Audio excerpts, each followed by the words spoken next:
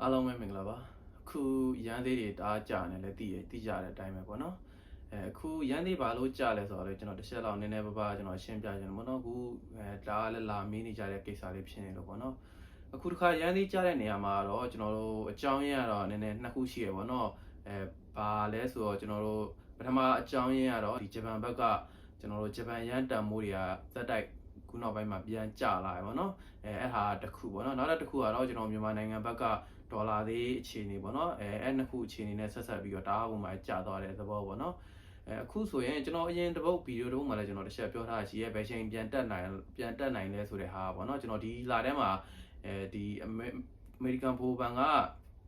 ဒီအတူနှုံးချော့မချပေါ့နော်ဒီဟာရဲ့ပေါ်မူတည်ပြီးတော့ဈေးပြောင်းလဲဖြစ်နိုင်တယ်ဆိုပြီးကျွန်တော်တစ်ချက်ဗီဒီယိုတင်ပေးထားရှိရပါတော့။သတင်းကလည်းထွက်လာပြီပေါ့နော်။ထွက်လာပြီဆိုပေမဲ့ဈေးကတော့တက်မလာဘူး။ဘာဖြစ်လို့လဲဆိုတော့ကျွန်တော်တို့ဒီအမေရိကန်ဘဟိုဘဏ်ကနေပြီးတော့ဈေးအတိုးနှုံးอ่ะပေါ့နော်ချော့တော့ချော့ချပေးလိုက်တယ်ဒါပေမဲ့ဒီအများမျှော်လင့်ထားတဲ့တလောက်ပေါ့နော်ချော့ချမပေးခဲ့ဘူးအများမျှော်လင့်ထားတော့ 0.5% လောက်ထိသူဒီ short ချပေးမယ်ဆိုပြီးခံမှန်းထားကြပြီမဲ့တကယ်တမ်း short ချပေးတဲ့ဟာကတော့ 0.25 လောက်ပဲshort ချပေးခဲ့ပေါ့နော်အားကြောင့်မလို့ခံမှန်းသူများတွေခံမှန်းတဲ့လောက်တော့ဈေးကွက်မှာအပြောင်းလဲမဖြစ်ဘူးအဲ့ဒါကြောင့်မလို့လ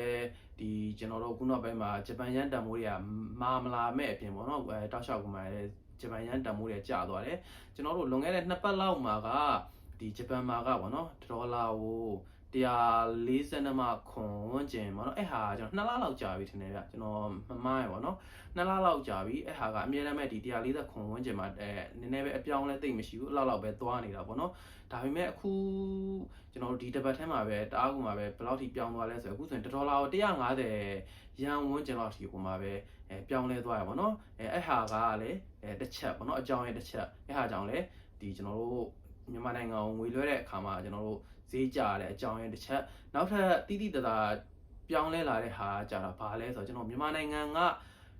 မေရိကန်ဒေါ်လာဈေးပေါ့နော်ဒေါ်လာဈေးမြန်မာနိုင်ငံမှာဖြစ်တဲ့ဒေါ်လာဈေးကကိုမှတအားကိုကျသွားတယ်လွန်ခဲ့တဲ့2ပတ်ဝန်းကျင်လောက်မှာကိုမှပဲကျွန်တော်တို့ဒီဒေါ်လာကို4400ဝန်းကျင်မှာငြိမ်နေတာကြာပြီဒီဂျပန်မြန်မာဘက်ကပေါ့နော်ဟိုဒေါ်လာဈေးက4400ဝန်းကျင်မှာငြိမ်နေတာကြာနေပြီးအတော်တွင်းကနေပြီးတော့အခုဆိုရင်ဘယ်လောက်ထိဖြစ်သွားလဲဆိုရင်ဒီနေ့မှာပေါက်ဈေးဆိုရင်ပေါ့နော်ဒေါ်လာကို4120ဝန်းကျင်4100ဝန်းကျင်လောက်ထိကိုမှပဲ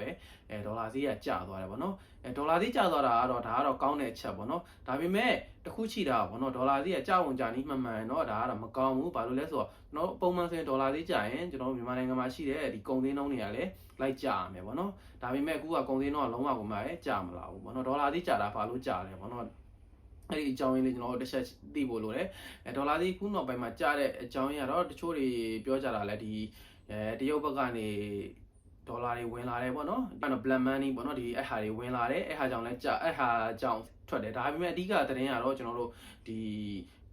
ီသွင်းကုန်တွေပေါ့နော်သွင်းကုန်ဥပဒေကိုလုံးဝကုန်မှာကန့်သတ်ထားလိုက်တယ်ဒီသွင်းကုန်တွေအကုန်ပိတ်ထားလိုက်တဲ့အတွက်ကျွန်တော်တို့မြန်မာနိုင်ငံမှာကဒေါ်လာလိုအပ်ချက်ကမရှိတော့ဘူးပေါ့နော်ဒေါ်လာမလိုတော့ဘူးကျွန်တော်တို့ဒေါ်လာလိုတယ်ဆိုတာလဲတခြားနိုင်ငံကနေပစ္စည်းမှာမှပဲဒေါ်လာလိုအပ်ချက်များတာဟုတ်အားကြောင့်လို့ကျွန်တော်က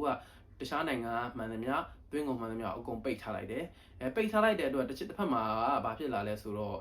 ့ဒီသွင်းကုန်ပိတ်ထားလိုက်တဲ့အတွက်ကုန်စည်နှုန်းက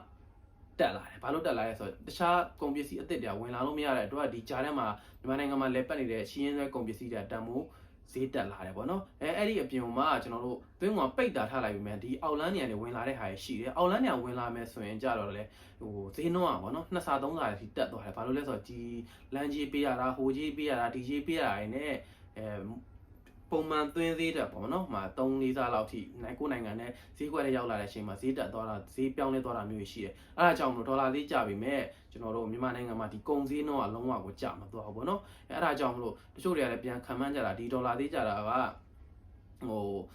ဘယ်လိုပြောမလဲနော်ပုံမှန်ကြာစင်မဟုတ်တဲ့အတွက်ပြန်တက်လာရင်လည်းဝုန်းကနေပြန်တက်လာနိုင်တယ်ပေါ့နော်ဒါပေမဲ့အခုဟာကတော့ဘယ်လောက်ထိဒီရန်ဈေးကဒီဒေါ်လာဈေးရောပေါ့နော်ရန်ဈေးကကျနိုင်လဲဆိုတော့ကျွန်တော်ခုနှစ်ကုန်လောက်ထိကတော့တောက်လျှောက်ကျမယ်လို့ခံမှန်းကြတယ်ပေါ့နော်အားကြောင့်မလို့တကယ်လို့မှကိုဒီကြားထဲမှာလွှဲကျင်တယ်ဆိုရင်လည်းဒါကတော့ဟိုကိုအိမ်3သေးလောက်လွှဲရင်လည်းလွှဲပေါ့နော်ဒါကတော့ကျွန်တော်ကတော့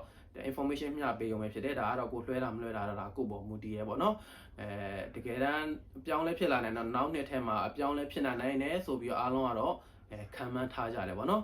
အားလုံးပဲကျေးဇူးတင်ပါတယ် ကျွန်တော်ရဲ့ဒီဗီဒီယိုတွေကျွန်တော်ဒီရန်သေးနဲ့ပတ်သက်တာတွေဆိုရင်လည်းကျွန်တော်ရဲ့ဒီ YouTube channel မှာအများအားနေ့စဉ်တင်ပေးနေတာဖြစ်တဲ့အတွက်ကျွန်တော်ရဲ့ YouTube channel မှာလည်းဝင်ရောက်ပြီးတော့ကြည့်ရှုလို့ရပါတယ်ကျွန်တော်ရဲ့ YouTube channel ကျွန်တော် link ကိုလည်းကျွန်တော်ရဲ့ဒီ TikTok account ဘောထဲမှာကျွန်တော်တင်ပေးထားတယ်ပေါ့နော်ဒီ link လေးကိုတစ်ချက်နှိပ်ကြည့်ရတယ်နှိပ်လိုက်တာနဲ့ကျွန်တော် YouTube account တွေကိုတစ်ခါတည်းရောက်တော့မှာဖြစ်ပါတယ်အားလုံးကျေးဇူးတင်ပါတယ်